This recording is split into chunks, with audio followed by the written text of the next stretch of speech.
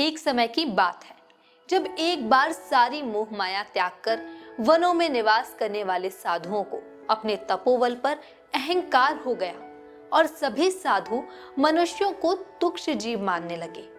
वे मानने लगे थे कि पूरा संसार साधुओं पर ही टिका हुआ है और उन्होंने भगवान की पूजा आराधना न करने का फैसला ले लिया था। ये सब देखकर कैलाश में विराजमान भगवान शिव को उन साधुओं का घमंड तोड़ने के लिए एक युक्ति सूझी, जिसके बाद भगवान शिव भिखारी का रूप धारण करके वन में टहलने के लिए गए। जब वे साधुओं के निवास स्थान से गुजरे तो उन्होंने देखा कि अनेक ऋषि अपनी अपनी पत्नियों के साथ हवन एवं साधना कर रहे थे।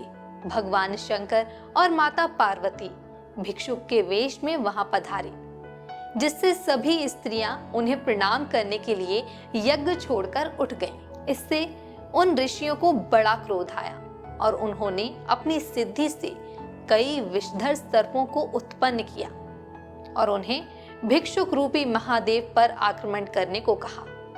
किंतु भगवान शंकर ने सभी सर्पों का दलन कर दिया। तब उन ऋषियों ने अपस्मार को उन पर आक्रमण करने को कहा। अपस्मार एक बौना राक्षस था जो स्वयं को सर्वशक्तिशाली एवं दूसरों को हीन समझता था। उसे अमर होने का वरदान प्राप्त था, जिससे वह अपनी शक्तियों से किसी की भी चेतना का हरण कर सकता था। अपनी इसी शक्ति के बल पर अपस्मार सभी को दुख पहुंचाता रहता था। अपनी इस शक्ति एवं अमरता के कारण उसे अभिमान हो गया कि उसे कोई परास्त नहीं कर सकता। अपस्मार ने दोनों पर आक्रमण किया और अपनी शक्ति से माता पार्वती को भ्रमित कर दिया और उनकी चेतना लुप्त कर दी, जिससे माता अचेत हो गई। ये देखकर भगवान शंकर बहुत क्रोधित हुए।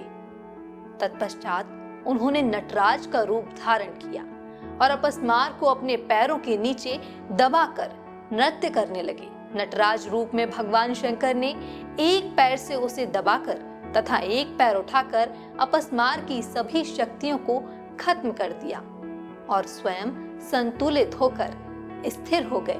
आगे चलकर उनकी यही मुद्रा अंजलि मुद्रा कहलाई। जब उन साधुओं ने भगवान शंकर का वह रूप देखा तो उनका अभिमान समाप्त हो गया और वह उनकी स्तुति करने लगे। तो इस प्रकार अपस्मार को अपने पैरों के नीचे दबाए अभय मुद्रा में भगवान शंकर का नटराज स्वरूप हमें ये शिक्षा देता है कि यदि हम चाहें तो अपने किसी भी दोष को स्वयं संतुलित कर उसका दलन कर सकते हैं। महादेव का नटराज स्वरूप पाप के दलन का प्रतीक है और उसके साथ साथ आत्म संयम एवं इच्छा शक्ति का भी प्रतीक है।